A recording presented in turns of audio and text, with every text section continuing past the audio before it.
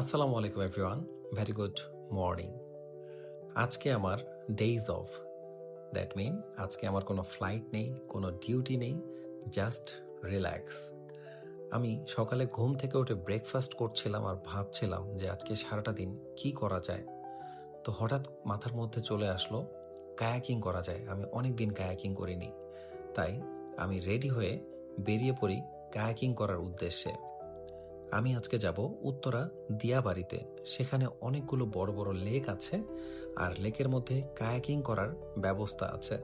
তাই আমি আমার মোটরসাইকেল নিয়ে বেরিয়ে পড়ি আর রাস্তায় বের হয়ে দেখি বৃষ্টি নামা শুরু হয়েছে। অ্যামেজিং একটা ওয়েদার, আমার এত ভালো লাগছিল বলার মতো না।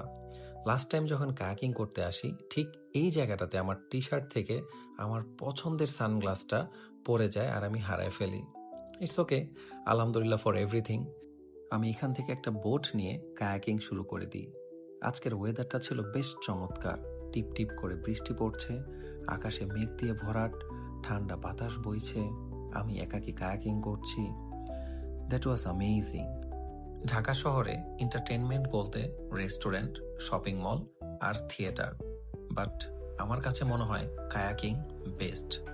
যদি কেউ ভালো একটা সময় কাটাতে চায় নেচারের সাথে, আমি বলবো উত্তরা দিয়াবাড়ি এসে সকালবেলা কায়াকিং করতে। মানুষজনের একদমই হ্রাস থাকে না, সো আপনি নিরিবিলি খুব ভালো একটা কোয়ালিটি টাইম কাটাতে পারবেন। এনিওয়ে, আমি কায়াকিং শেষ করে বাড়ির উদ্দেশ্যে রওনা দিয়ে দিই। বাড়িতে এসে শাওয়ার নিয়ে লাঞ্চ করি আর ডিসাইড করি বাকি দিনটা কি করা যায়। আমি মুভি দেখব ডিসাইড করে ফেললাম আর চলে আসি সেন্টার পয়েন্টের সিনেপ্লেক্সে। আমি কিছুদিন আগে আবুধাবিতে আমার কলিগদের সাথে স্পাইডারম্যান মুভিটা দেখতে গিয়ে ঘুমিয়ে পড়েছিলাম, আর তাই আজকে যেহেতু অফ ডে, আমি একা চলে এসেছি এই স্পাইডারম্যান মুভিটা দেখতে। অনেকের কাছে থিয়েটারে গিয়ে একাকী মুভি দেখাটা উইয়ার্ড মনে হয়, বাট ট্রাস্ট মি, আমি এর আগেও একাকী মুভি দেখেছি অ্যান্ড একাকী মুভি দেখার মাঝে একটা আলাদা রকম মজা আছে। অ্যামেজিং একটা মুভি ছিল।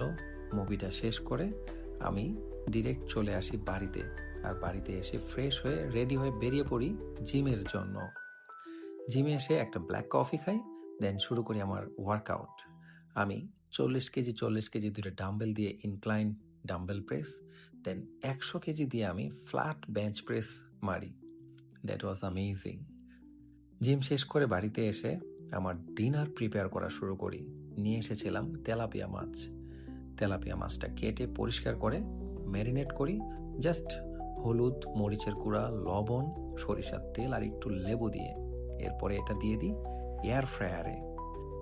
এয়ার ফ্রায়ারে মাছটা রান্না হতে হতে আমি পিনাট সালাদ বানানোর জন্য পেঁয়াজ মরিচ কাটা শুরু করি।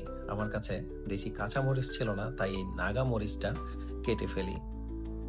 বাস, আমার ডিনার রেডি।